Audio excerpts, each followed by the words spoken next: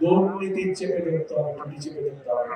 আমরা দেখেছি বিগত 16 বছর আগস্টের 5 তারিখে পরিবর্তন হয়েছে দেশের মানুষ পরিবর্তন চায়। কি পরিবর্তন? ফ্লাইওভার হবে বড় বড়, বিল্ডিং হবে বড় বড়, ঠিক আছে হলে হবে, কিন্তু মানুষ তার নিজের ভাগ্যের পরিবর্তন চায়।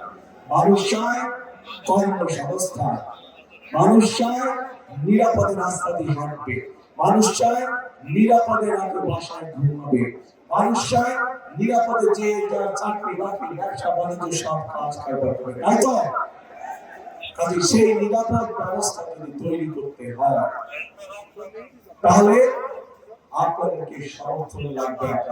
আপনাদের সমর্থন থাকলে সেই নিরাপদ ব্যবস্থা ইনশাআল্লাহ বিএনপি বাংলাদেশে প্রতিষ্ঠিত করতে পারবে। কারণ বিএনপির অতীত ইতিহাস আছে, দেশের আইন শৃঙ্খলা কিভাবে নিয়ন্ত্রণ করতে হয় সেটি বিএনপি একটা অতীতে দেখিয়েছে।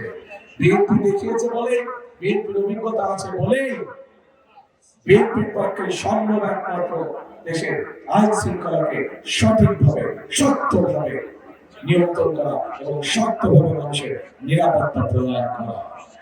প্রিয় ভাই বোনেরা, যে পরিকল্পনার কথা বললাম, আবু সাইদের স্বপ্নের যে কথাগুলো বললাম, এগুলো যদি বাস্তবায়ন করতে হয় তাহলে আমাদেরকে আরেকটি বিষয় টুপি চেপে ধরতে হবে। বলেন তো কি সেটা? দুর্নীতির চেপে ধরতে হবে, টুপি চেপে ধরতে হবে। আমরা দেখেছি বিগত 16 বছর উন্নয়নের নামে মেগা প্রজেক্ট হয়েছে। যদি মেগা প্রজেক্ট শুরু হতো আমাদের আপত্তি ছিল, কিন্তু আমরা দেখেছি কিভাবে মেগা প্রজেক্টের নাম করে মেগা দুর্নীতি করা হয়েছে। এই দুর্নীতির অবসান হতে হবে। আবু সাইদের হত্যাকারীর যেমন বিচার হতে হবে, দেশের মানুষের সম্পদ লুটপাট করে যারা বিদেশে পাচার করেছে, অর্থ পাচার করেছে, তাদের ওই দেশে বিচার হতে হবে এবং সেই অর্থ লুটপাট অর্থ আমাদেরকে চেষ্টা করতে হবে বিদেশ থেকে দেশে ফিরে নিয়ে এসে মানুষের কাজে ব্যবহার করা। এবং প্রিয় ভাই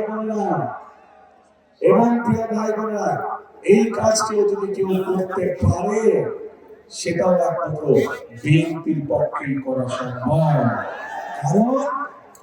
কারণ একটি আন্তর্জাতিক সংস্থা, যেই সংস্থাটি এই দুর্নীতিতে কে কত নাম্বার পেলো এই হিসাব জমা করে, তাদের হিসাব মতেই 2001 সালে যখন খালেদা জিয়া দায়িত্ব পায় তখন থেকে আস্তে আস্তে বাংলাদেশের দুর্নীতি রাজবাস থেকে উপর দিকে উঠতে থাকে, মুক্ত হতে থাকে। কাজেই বিএনপি এটিও প্রমাণ করে দেখিয়েছে যে বিএনপি একমাত্র পারে দেশকে দুর্নীতির রাজবাস থেকে মুক্ত করার জন্য। প্রিয় ভাই বোনেরা,